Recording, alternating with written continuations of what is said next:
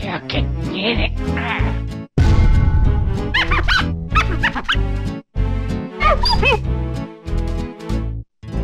Marvelous.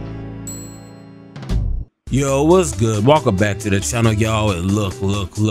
In today's video, we're gonna be going over which One Piece deck you should play if you are coming from Yu-Gi-Oh! Okay, if you are coming from Yu-Gi-Oh! And you want to learn how to play One Piece, because Yu-Gi-Oh! Has just been some hot ass for the past 10 to 15 years.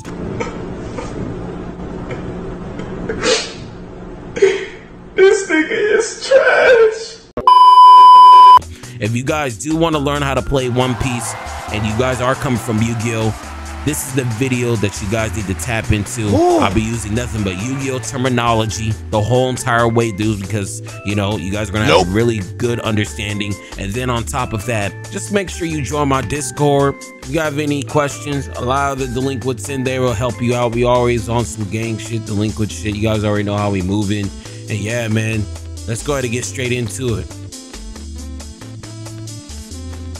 So welcome back. We are back. So first thing I want you guys to do, if you guys are brand new and you guys haven't even dove into One Piece, you guys are just curious to see how to play, first thing you need to do is you need to download this sim. It's called One Piece TCG Sim. This is like Dueling Book or Dueling Network. Allows you to play with others on the internet. You guys don't need to buy the cards. You could try out the deck before you buy them. So this is the first thing you need to do. I will be having a link of my video of how to download this sim and custom arts on how to download this sim. It isn't like Dueling Network or Dueling Book. When there is an update, you do need to actually update it yourself. Yeah, I know we're like in the Stone Ages, but there is only one person that's making this program even possible. So you just have to bear with them. Okay. I'm gonna just briefly go over every single one of these, you know, mechanics in the game, or just, you know, terminology. So let's actually start off with, what do you guys want to start? Let's start off with curves. So curves, I'm gonna briefly go over this, but a curve is pretty much playing on a certain dawn.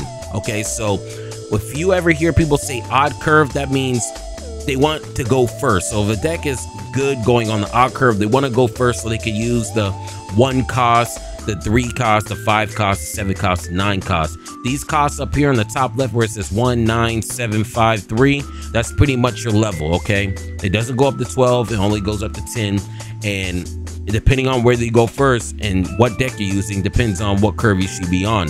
There's some decks that are good going on the odd curve, like you see right now is a 1, 3, 5, 7, 9. They might have a lot of powerful cards on the odd curve. Some decks might have the even curve, like you guys see right now, 2, 4, 8, 6, 10. So just all depends on what level / cost, you know, the deck really function off of. Some decks don't, it doesn't even matter what curve you go on. So, you know, just take in consideration when you guys hearing curves, when you guys look at, you know, different deck profiles.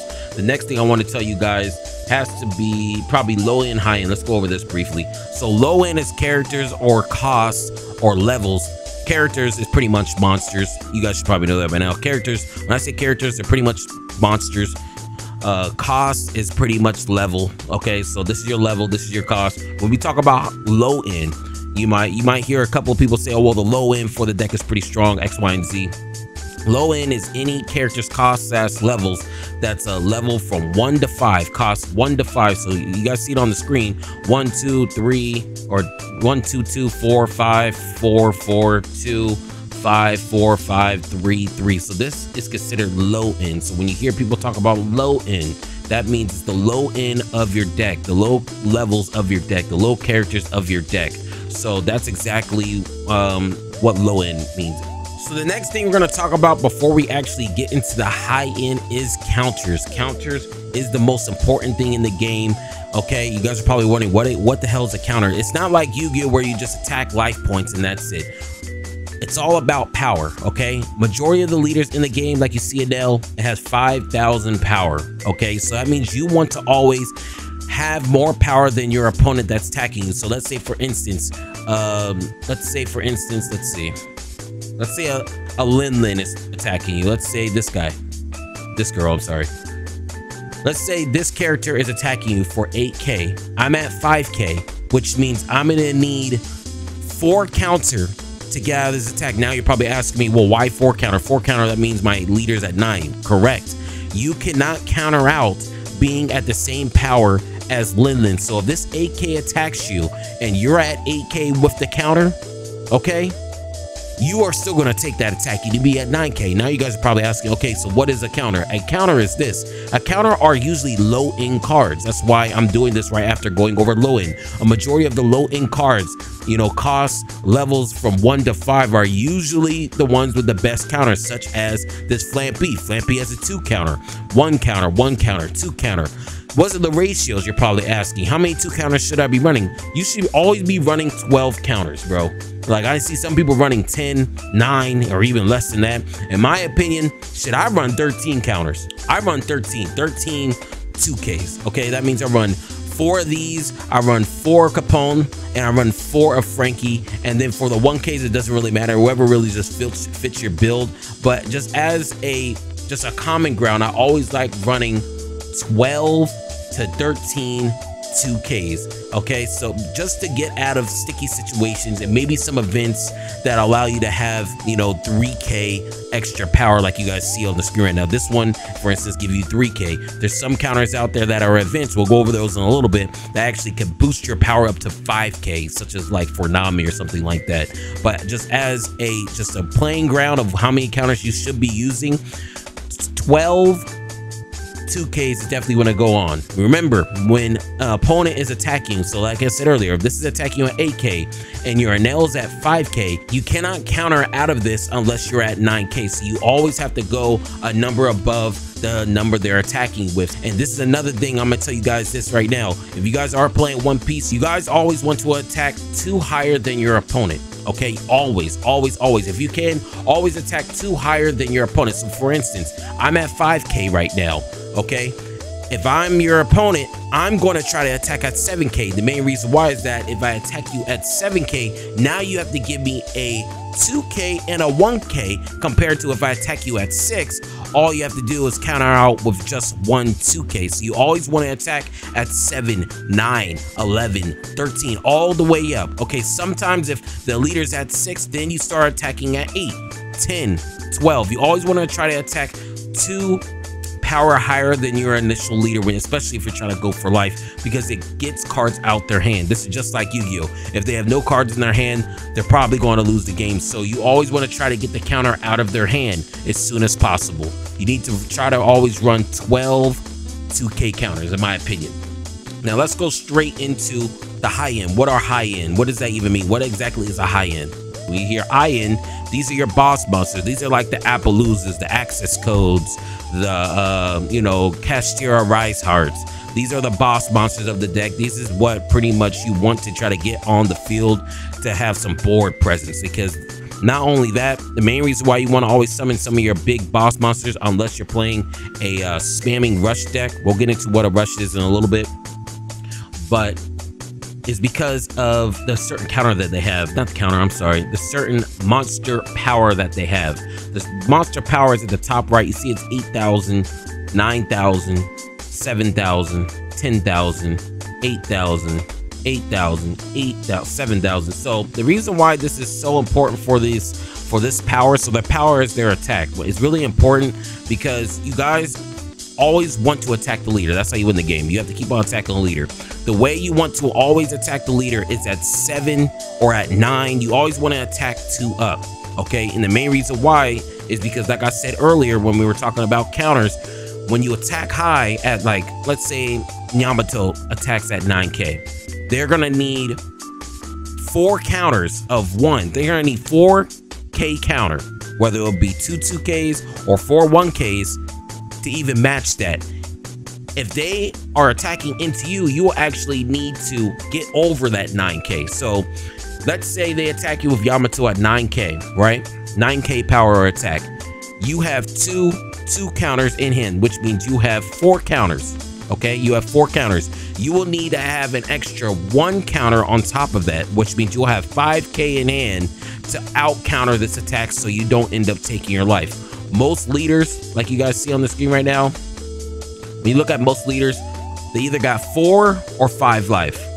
If you end up losing all your life, you lose the game. There's only a certain decks that can really manipulate life, such as Enel, but that's a rare occurrence. I think he's like one of the only few ones that can really reoccur his life over and over again. So you always want to have your life healthy, and the way you handle having your life being healthy is having your counter / hand traps in your hand. Okay, I feel like I call counter hand traps. So if you guys want to see some 2Ks, so we'll look up a 2K here. So 2K is like right here.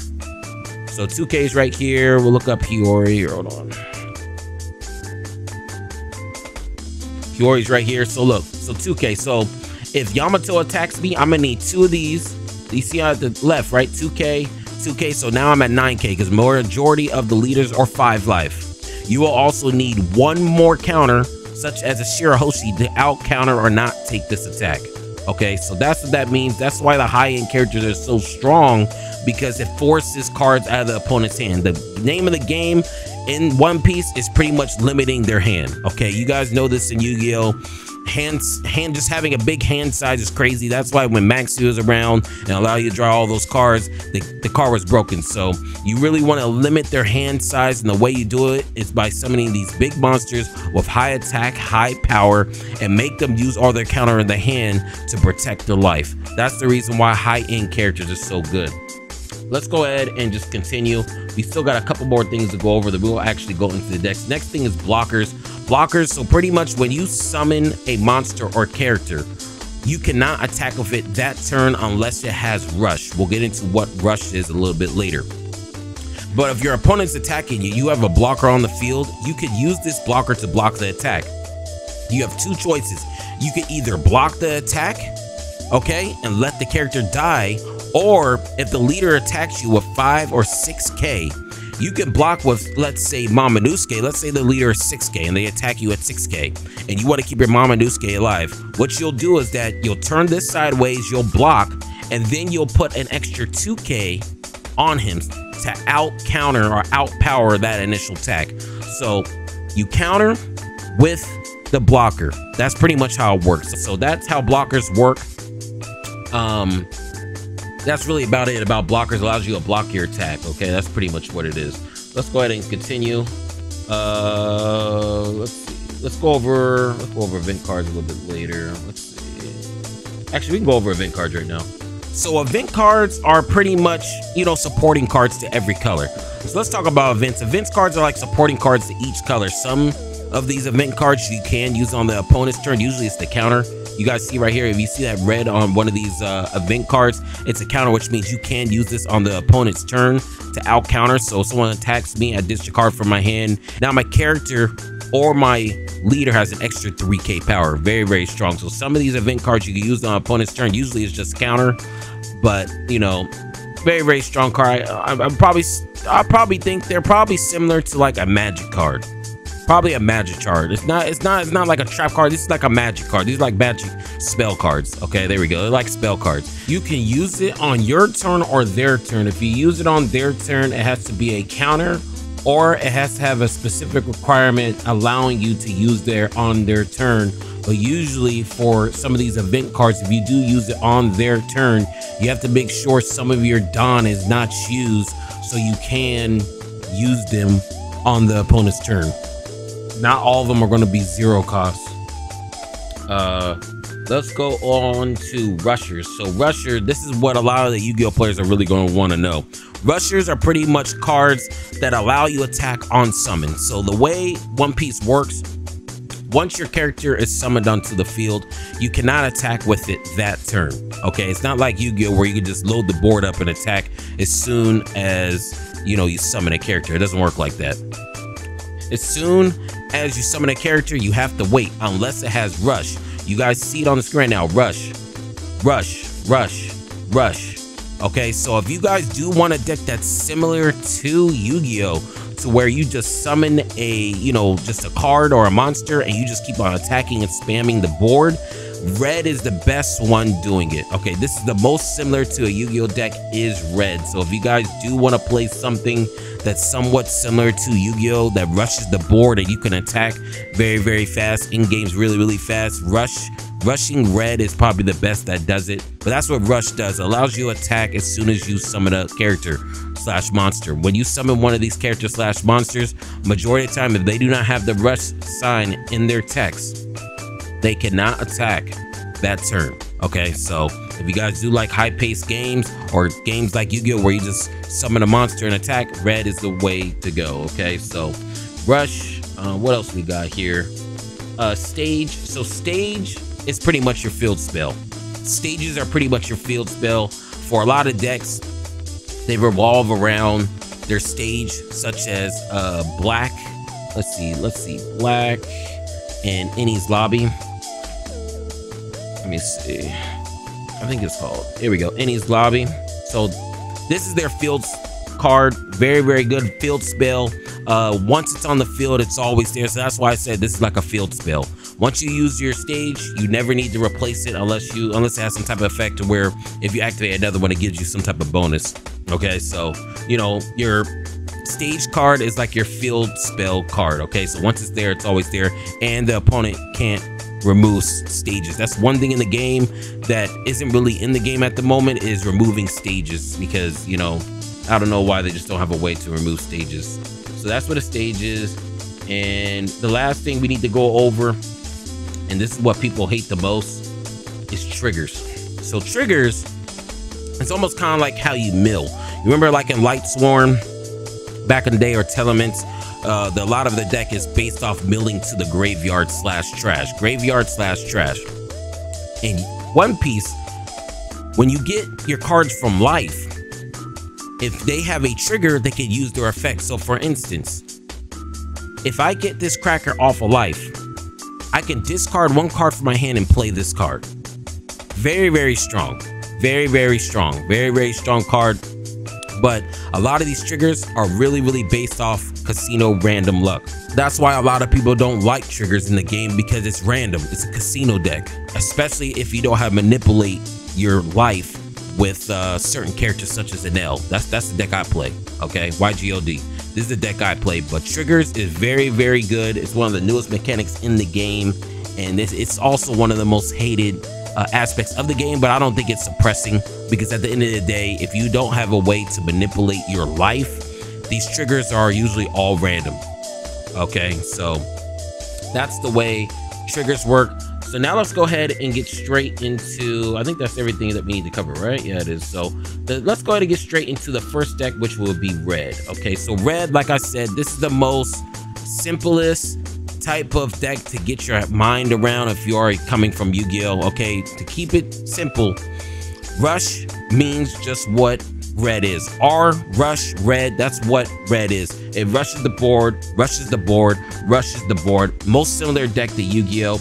Easiest deck to play. Very, very fast-paced deck. Spams monsters characters on the board. Okay, it has power reduction. So this is one thing I want to talk about, because a lot of people don't talk about how red, yeah, rushes, but another aspect they have is power reduction. You guys see on the screen right now, you know, give one of your opponent's characters negative 2,000. Okay, so like, and the main reason why you guys want to do that, because you have cards in the particular red decks, not every red deck, but particular red decks such as Ace. They have a card such as this, Marco, KO up to one of your opponent's characters with 3,000 power or less. So the gist of this deck is not only to rush the board, but also to drop your characters, your opponent's characters or leader low. It's mainly just characters, just so you can pop them off the field, so you can just remove them on the field. That's pretty much what it is. So certain red decks can do this. Some red decks can't, like Zoro. But for instance, a lot of these red decks that are pretty strong, I feel like, my personal opinion, I think Marco's one of the best red decks out there. But it's a red-blue. We'll talk about multi-combinations. Actually, we'll leave that in another video if you guys are interested in that. But that's what red does. A lot of power reduction to have some board removal, okay? And the board removal are in things of stuff like this. Marco, Whitebeard, and Shanks. You guys see right here, KO up to one of your opponent's characters with 10,000 less. A lot of these times, you're not going to really be dropping these all the time. So a lot of times, you're going to be using things like Otama, and you're going to be using things like, what else? I don't play red, so let's see. But it's mainly Otama. It's mainly Otama. You guys get the gist. Anything that lowers their opponent's power, okay? It's just try to get the KO effect. So that's also an aspect as well.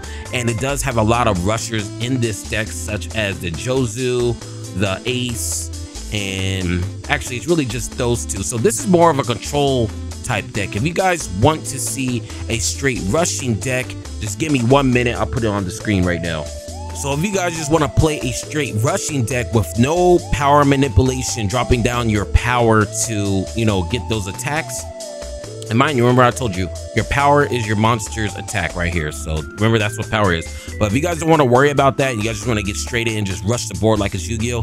Zoro is the best deck to do it, okay? As you guys can see, we have Rusher right here. We have 1, we got 2, we got 3, we got 4, and then you also have cards that literally just summon off itself like these two right here.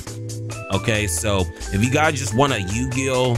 Type deck in red without the power manipulation, this is the deck to do it as well. Okay, so this is just a straight rush the board, no power manipulation to pop the opponent's characters. You guys want to try to win by turn. By the time you have like 7 or 8 down, you guys want to pretty much almost winning, because the biggest problem with these decks, especially this deck right here, if you let them get to late game where they start dropping their high-end characters, like their big bodies, this deck struggles with getting over those big bodies with a lot of attack, a lot of power. Because if you really look at a lot of these guys' powers and characters, I think the highest they get is 6,000, which is extremely low. Oh no, it's 9,000. 9,000. You only got 3 of those too. It's not like you're playing like 8, 12 boss monsters. So you don't really have too many big boss monsters in this version of the deck. But if you guys like more of a control based deck and not just solely on rush, then this deck right here might be an option for you as well, because this gives you some board control, allows you to clean up the board without you attacking into the character slash monster, such as this Marco, such as Whitebeard, such as the Shanks. Now, if you guys are asking me which deck should you play, if you just want to play red, it really just depends on your play style. If you want to rush the board, play Zoro. If you want to have some type of board control plus a little bit of rush, this is the deck you should be playing. If you guys are asking me what is the best red deck, I mean, the only other red deck you'll play is Whitebeard, but Whitebeard's kind of, I don't know, I'm not really a big fan of Whitebeard, and you know, the Whitebeard doesn't really get really good until the next set coming out, probably like in around 3 or 4 months. So just for right now, if you are new, if you guys do want to play red, this is probably something you want to be looking at, this deck right here or this one right here. Okay, so, and I'll have the links in the fucking description as well, so you guys can copy them. And if you guys are wondering how to copy these decks, what you do is, you guys see it on the screen right now. Okay, this is from my other window. All you guys do is copy this, right? Copy this. This is the Zoro list, right? So all you do is copy this, you come over here, and then you click import. Okay, so let me delete it, show you guys. Okay, or let's do this. Let's load up this. So in order to do that, like I said, you copy all this and then you import it. There you go, just like that. Okay, and then you go right here, go to save, and you can save it to whatever. Okay, so the next color we're gonna go over is blue. Okay, so blue, if you guys want my honest opinion on blue is the worst color in the game except for Dofi.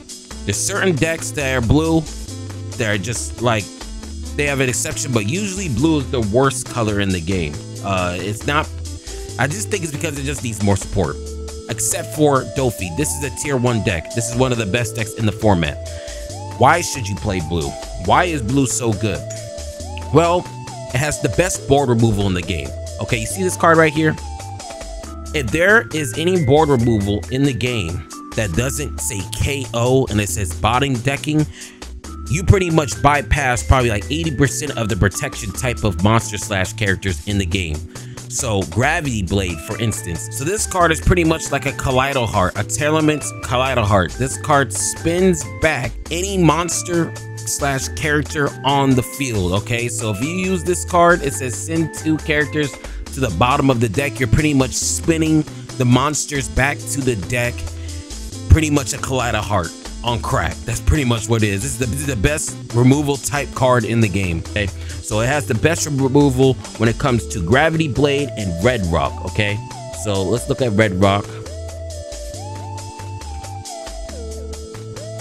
Red Rock. So you see, place one character at the bottom of its owner's deck. So this is literally a spin back, and it's the best board removal in the game. Okay, fact, not an opinion. The next thing it has is hand resetting and putting. So one of the most problematic cards a lot of people hate about blue is this card right here, Charlotte Pudding. This literally resets your hand. Pretty much, if your opponent, you guys see it on screen, if your opponent returns all the cards in their hand to the deck, shuffles the deck, then your opponent draws 5. This is literally card destruction. Okay, this is a card destruction. This literally shits on almost every single deck that's not blue, because a lot of these other decks end up having 7, 8, 9 cards in their hand. Remember I told you earlier about having cards in your hand. If you can limit that card size, more likely you will win the game. Okay, because that means if they have a limited card pool in their hand, that means they don't have that much counter. If they don't have that much counter, that means they're taking attacks. If they're taking attacks, they end up losing. So Pudding is one of the strongest blue cards in the game, strongest cards in game, because it resets their hands. Is literally a card destruction. Okay, it can spam out monsters, but the only thing about this particular deck is you can spam them, but it does not have rush. So a lot of times you can use this leader ability. We might be able to get like 3 or 4, characters out. Okay, but you can't attack with them. It's not a rushing deck, so you still have to wait. Okay, so the selling point for blue is really just its board removal and also Pudding. You guys see it right here. Just really is board removal and Pudding. Okay, the hand manipulation, that's another thing about this deck.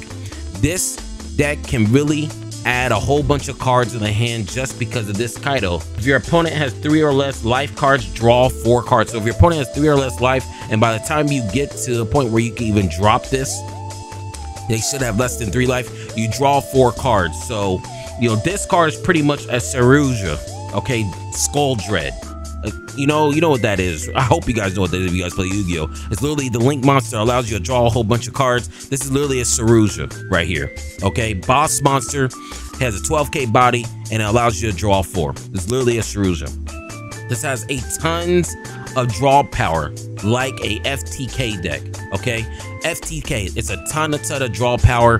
You don't really see it in this list right here because this isn't that type of list. The main way you're really going to see a ton of draw power is in Nami. Let's go ahead and bring up a trash ass Nami list. Hold on. So this is the trash ass Nami list. This boring ass deck, this sleepy time ass deck, this I'm gonna get on the couch and forget I'm even alive type deck. Like this is that type of deck. You guys are wondering why I hate this deck so much, because this is a FTK deck. In Yu-Gi-Oh, when you're playing against FTK, you sit there and you just watch them play because they're drawing so many cards. This is pretty much their deck. They literally just play with themselves. This is a win con deck like Exodia. When you play against Nami, it's literally Exodia. You just sit there and just watch them play. It's your turn. You try to attack high at 9, and when you do that, they're literally just playing with themselves. This type of deck, they aren't summoning no monsters. They aren't really having any interaction with you.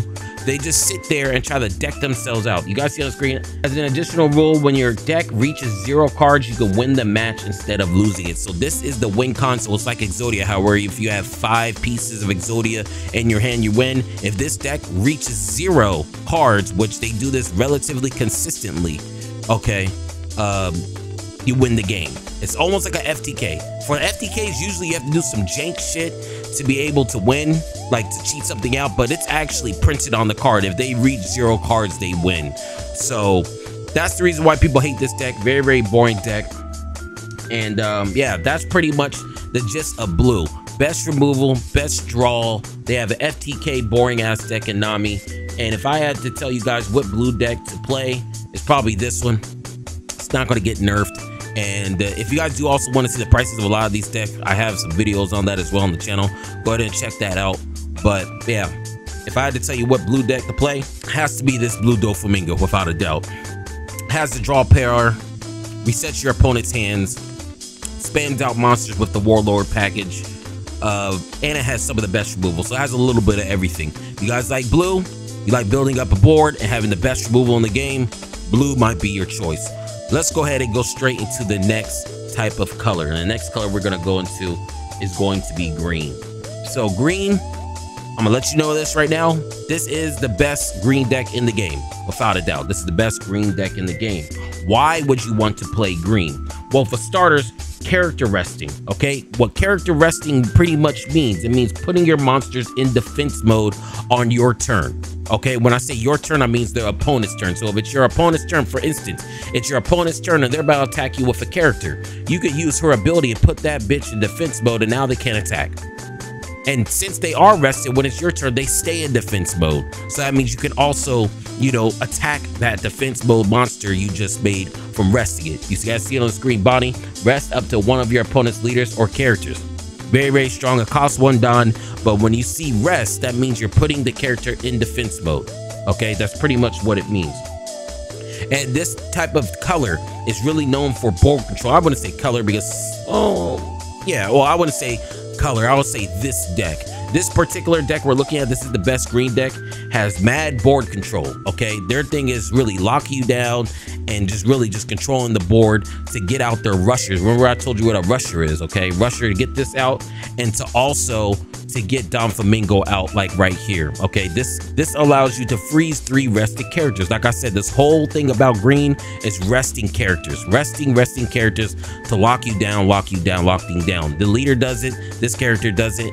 Okay, so that's what a lot of this deck really tries to do. So another thing that green really has going for it is that it has a ton of low cost searchers like Snake Eyes, Ash, and Popular. The thing about One Piece is that you can't actually go in your deck and start picking up cards. Okay, that would be a little too broken. When I say searcher, you guys see on the screen right now, you can look at the top 5 cards of your deck, reveal 1. Okay, that's how they search in this game. You don't actually just start digging in your deck and get the card that you need. My opinion, Yu-Gi-Oh, that's a little broken. And this, it's a little bit slower. You just look at the top 5. If you don't got it, you don't got it. Put those cards at the bottom. So a ton of searchers.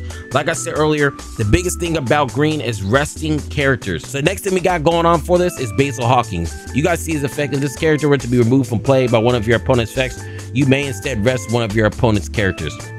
And this is only once per turn, so it has built-in protection against bottom decking. So that is why this has to be probably the best blocker in the game. And it's also a 6 cost / level. Remember the cost at the top left. It has a 7k power / attack. So Basil Hawkins probably the best blocker in the game for green. And yeah, if you like green blocking, if you like blocking and searching for a little bit, so far you guys are looking good. This might be a deck. The thing about this deck, the weakness about this deck is that a lot of these times base green decks are kind of slow unless you're playing Yamato. Yamato is a little bit faster. I'm not going to go into Yamato because it's a dual color, but Yamato is its own separate occasion. You guys can watch everybody else. I'm telling you guys the basics on what green does, because even if you are playing Yamato, you still be using cards like this Hody Jones. You'll be using a card like this. You get what I'm saying? So you'll still be using, you know, searching type of cards. All right. The last thing that green really has going for it, to be honest with you guys, is this right here. Remember how I told you that green can put characters to defense mode, right? Well, for Zoro, okay, you guys see it on the screen. This card, after it attacks and it gets turned sideways, he can actually restand. So restanding means that he can stand back up to active, and then he can attack multiple times in the game, okay? So he can literally attack 3 times. He can attack, go defense, go back to active, attack, defense, go back to active, attack, again, go back to active. And attacking on a 9k is actually really, really strong. This is a Nami killer. So if you guys do play against a lot of Namis, this card right here alone will just fuck Nami's bitch. So, you know, that's also something you guys probably want to think into. This is also a tier 1 deck. Very, very good on board control. A lot of searchers, best blocker in the game. It's really based on freezing your opponent. Okay, resting. When I keep on saying resting, that means putting all your opponent's characters in defense mode so they can't do nothing, and ending the game off with the Zoro or the Hody Jones that has rush. Remember, rush is with the red. Once it's summoned, it can attack on the turn it's summoned. So that's what green has to offer. Let's see what our next deck is. So the next deck we have is black. Okay, so a lot of people, so I'm gonna be real with you, this is probably the best deck color in the game right now. Going into OPO8, I'm not really sure what the best deck will be. It might be that boring ass deck named Nami that I keep telling you guys about, but black is a very, very good deck. If you guys like Boru, actually, let me tell you guys, let me talk to you guys. Let me talk to you. Why should you pick black? Okay, the first reason why is because it's the best color in the game at the moment. It was the best color in the game. If you guys did not know, if you guys are not up to hip, this card just got banned. This was the best black deck in the game. This card just got banned. The new ban list goes in effect in 2 weeks.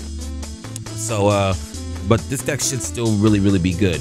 The biggest thing that black offers is popping, okay? Cost reduction. So for red, they have power reduction. Their power reduction in the top right. So power, which is 4,000, they try to pop. But for black, it's cost reduction. So the level, remember I said cost is your level. It's level reduction. So the whole gist of this deck is try to get your opponent's cards to try to get to like 1 or 2 levels / cost. So you can bring out your bigger monsters, not even your bigger monsters. You bring out some of your monsters like this, or it pops 2 on the field. So you pretty much just clear the board. Okay. And another reason why, another reason why this deck is so good, it plays out of the trash. So if you are a Telements player, if you like playing out the trash, your trash is your graveyard. Your graveyard is your second hand. You guys see how Telements play, how they play out the trash in the graveyard. You see how Lightsworn plays out of the graveyard. If you like decks that have a second hand in the graveyard, this is the deck you really truly need to be playing. On top of the fact that it just pops everything on the field. You guys are probably wondering, well, how do you get the cards out of the trash, right? You guys are probably asking, well, how do you bring the cards out the graveyard back on the field? Well, let me show you guys the most broken card in the game. This is the most broken card in the game. It actually just missed the ban list. This is by far the most broken card in the game. This is probably, when you summon this and you play it right, you can use up to 21 Don. Mind you, you only limit to 10 Don. So pretty much when you play this, you have 8 Don, you get to cheat out another, 13 Don of characters for free. In short, Gecko Moria is a Soul Charge. Soul Charge is banned in Yu-Gi-Oh! Just think about it. Soul Charge is banned in Yu-Gi-Oh! For a reason. This is pretty much a Soul Charge. Gecko Moria is a Soul Charge. It's the most broken card in the game, in my opinion. It allows you to cheat out, reborn. Like literally, this allows you to reborn any 4 or 2 or lower. So there's some shicey combos with this. With this card. I don't play black, so if you guys do want to see what this card can really do, you can probably watch the deck profiles on that. But this card is literally a Soul Charge. This brings out 2 monsters from the graveyard, and that also, it's like a chain reaction. Once you drop this and you summon, like, I think it's Spandine, or you summon, I don't know the combos, but you start just, you summon this, and then you bring out, like, it's just a whole bunch of nutty shit. Soul Charge, this is the most broken card in the game. And on top of that, it has board removal. So a lot of times, let's say on your turn, you summon this, you pop a card. This gets destroyed. And then you go into Gecko Moria. You could end up cheating this thing back out again for free out the trash just because of Gecko Moria. Crazy. This card is actually cracked, It needs to be banned. It just skipped the ban list. So if you guys do want to play black, I don't know, you guys might have another 3 or 4 months. Now, should you pick up this deck if this card is broken? Because Yu-Gi-Oh! If something's broken, we already know it's just going to get hit. I don't know. Because OP09 meta is coming out, and there is a brand new Blackbeard card. I'm going to show you, which is a black card. Let's look at Blackbeard. Blackbeard. So this is the card right here. This is the Blackbeard card. And this card right here is a skill drain.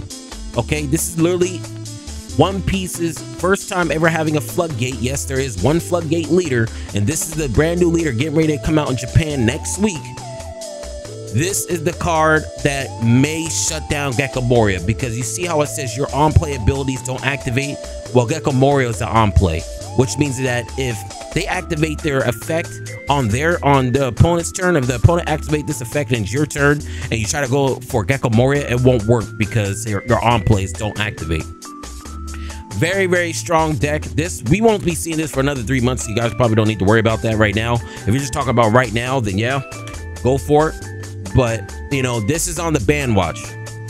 This card is definitely on the ban watch. Even though Blackbeard is going to be in the game, it's still a polarizing card. So, and on top of that, one more thing I actually forgot about Gecko Moria is that the hand rips. So there's 2 black decks that you could play. You could play this deck, or you could play the actual Gecko Moria with a whole bunch of hand rips. Let me show you guys what the one with the hand rips look like. So this is the deck that has hand rips. This is the other leader that you guys can have. It's called Gecko Moria. Okay, so this deck really focuses on ripping cards out your opponent's hand. Pretty much, this is a Delinquent Duo type of deck. You guys see right here, your opponent discards 1 card from hand. You see the issue. You see this card right here. If your opponent has 6 or more cards in their hand, trash 2 cards. This is literally a Delinquent Duo deck. So if this is something that you like and you like doing a lot of hand rips, I personally like Gecko more than any other black deck just because of the Delinquent Duo type effect, which is actually fucking insane. The fact that it's not even a problem in this fucking whole entire game is crazy. But in my opinion, I like Gecko Moria. But if you ask the masses, everybody will always say 100% they like Rob Lucci. But me personally, I like Gecko Moria. I like the fact that they still run Gecko. You don't really focus on popping too much. I mean, it's still there just a little bit, but a majority of this deck is based on ripping from the hand. So if you guys do like ripping from the hand, you guys can go for a Gecko Moria. But if you guys like popping on the field, like characters on the field, you guys can run Rob Lucci. Okay, those are my options for black. Very, very good deck. There's also one more. It's a dual color. I was gonna say black and yellow Luffy is the best combo deck, but don't worry about any of these dual leaders yet. Focus on getting better at the game, and once you start messing with dual leaders and dealing with multiple colors, then that's when you should probably start playing it. I'm not going to start you guys off on some dual colors. It's just going to be way too much going on. But yeah, y'all, let's go ahead and get straight into the next one. Gecko Moria definitely needs to be banned. Most broken card in the game. So the whole gist of purple decks. So why should you play purple? Main reason why you want to play purple, number one, it's the hardest deck to use. There's a huge skill ceiling on this because it has a lot of Don manipulation. You can ramp your Don, which means when you ramp your Don, it speeds up your deck. Okay, you speeds up your deck, which means on turn 2, usually you can only play a 4. In purple decks, you could play a fucking 6, 7, or 8, or even possibly a 9. Okay, sounds really strong, right? Sounds really strong, could be really good, but like I said earlier, it's a skill ceiling because if you fuck up on your Don, especially with a purple deck, more likely going to lose. So you can speed up the process of getting to your bigger bodies, such as the Charlotte Linlin, the 9-cost Kaido, and also the Queen. There's also some decks like the deck we're looking at that slows down the opponent's Don. Look, purple is literally an anti-meta strategy. It can be an anti-meta strategy, or it can be a turbo strategy where it cheats out everything, depending on what type of deck you're playing. Purple Luffy, I feel like might be the best purple leader out there. He can kind of do both, okay? Magellan slows down your opponent, and he can also ramp from all the other purple cards that are in the deck. So that's what purple is in a nutshell. I'm not really too familiar with purple, to be honest with you. I know how to beat it, of course, but when it comes to actually playing it, this is the highest skill ceiling deck out there if you guys do want to learn. Just a lot of Don minus effects, Don ramping, Don reduction, cheating out higher bodies, or slowing down your opponent with Don. So that's the gist of this deck. When it comes to board removal, it doesn't really have board removal. Okay, it doesn't really have board removal, and it doesn't really have that much support right now until we get to our new set that's coming out in 2 weeks. When 2 weeks come out, we're gonna get a whole bunch of new purple cards. It's gonna kind of make this deck really, really well. Some of these cards don't come out until I think like in the middle of September, such as this card right here. So something you guys just want to keep your eye out on. But purple, very, very strong deck.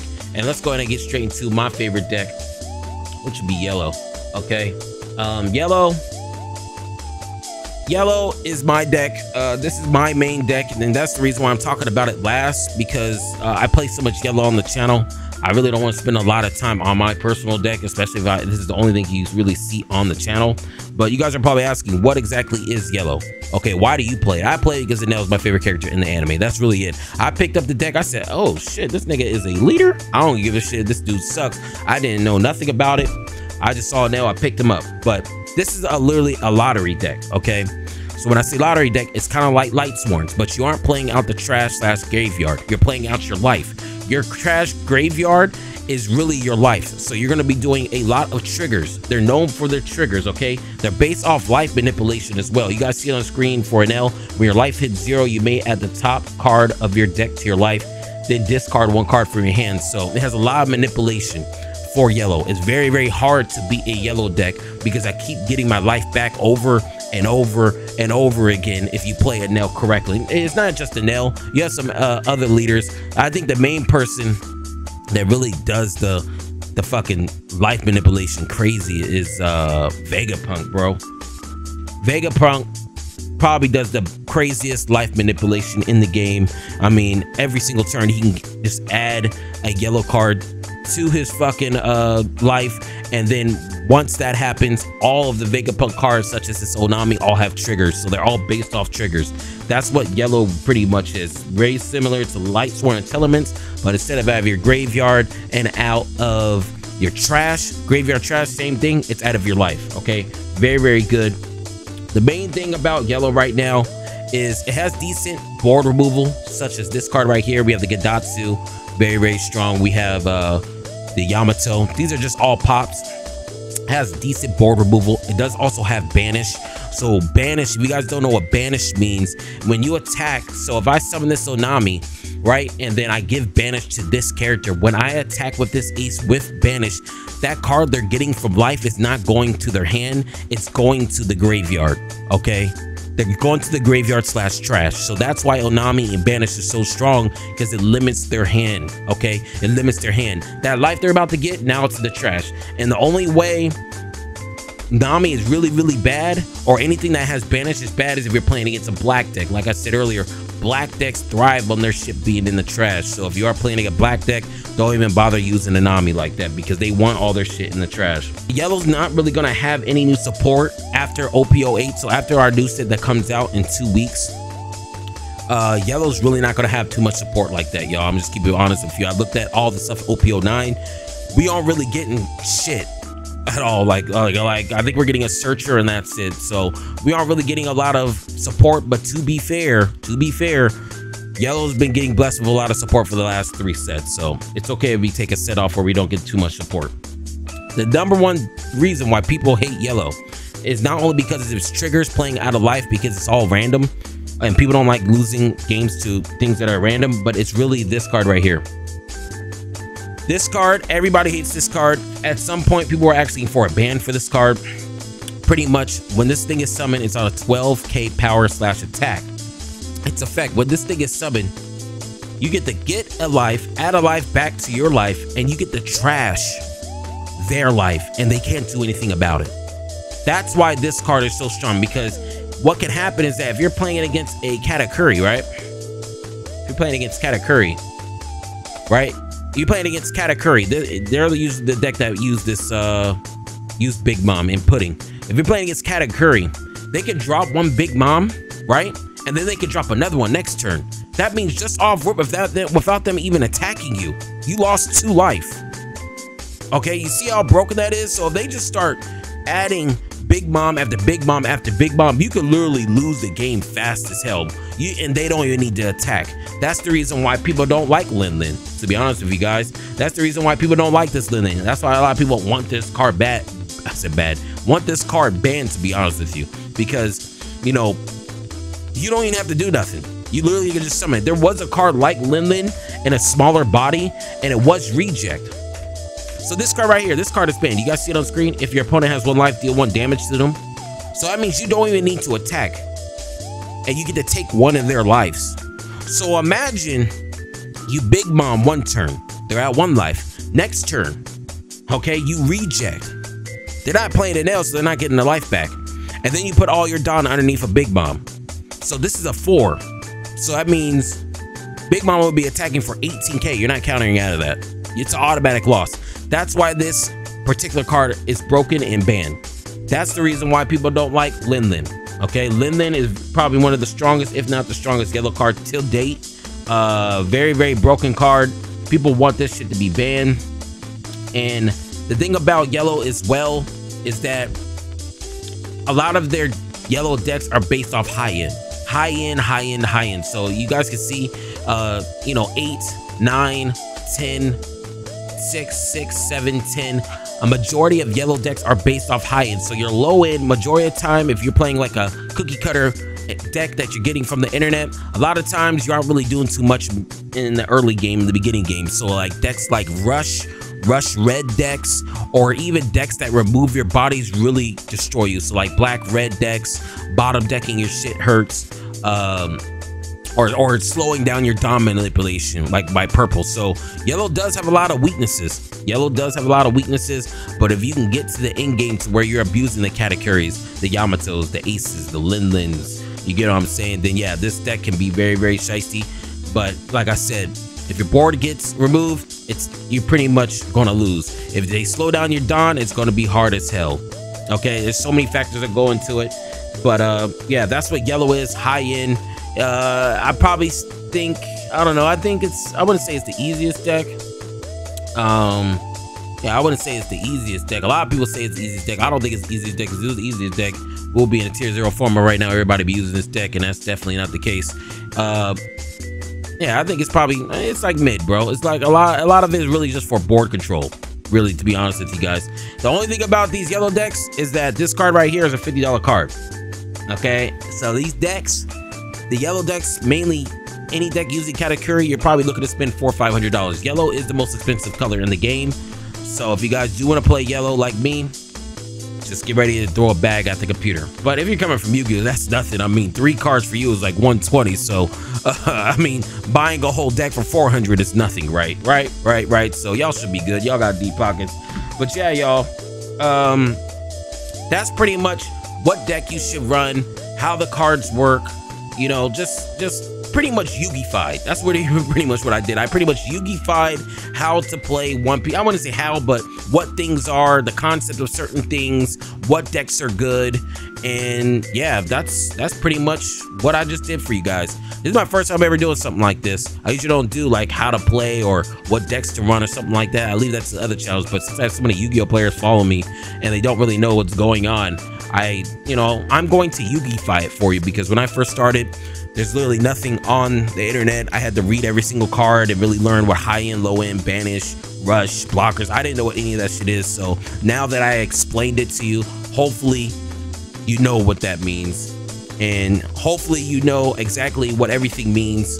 Rewatch it a couple times. You're not gonna be able to grasp all this information in one playthrough. So if I was you, I'll probably rewatch this video 4 or 5 times, especially the beginning when I'm actually breaking down like all this shit right here, like blocker, even curve, event cards, high end, low end, odd curve. Like, you guys rusher, you guys really want to be, looking at all those type of things, because it's very, very important, y'all.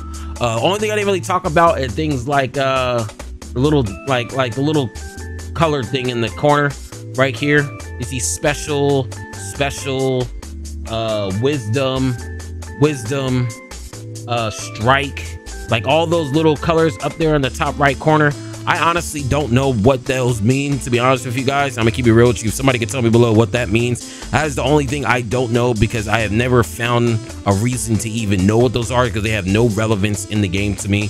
They literally have almost no relevance in the game to me, with the special strike, special. I honestly don't know what those are, but besides that, everything else, I hope this video was able to help you, y'all.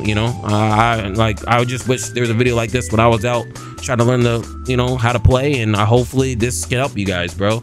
Yeah, if you guys have any more questions, let me know below. I could probably try to describe stuff to you, and yeah, I'll try to help you as much as possible. And if I can't, hopefully somebody that's watching the video that knows what the hell I'm talking about can help you as well, because the biggest thing I'm trying to do is just trying to bring as many Yu-Gi-Oh players away from Yu-Gi-Oh. And one more thing, if you guys do want to see a rant with me cutting up the Yu-Gi-Oh community, I've been playing since 2002. I've done a lot in the game. If you guys want to see a rant me just cutting them up, let me know below. But yeah, y'all, that's all I got. But look, before I go, if you was feeling the vibe, make sure you like, comment, and subscribe. And I'm gone.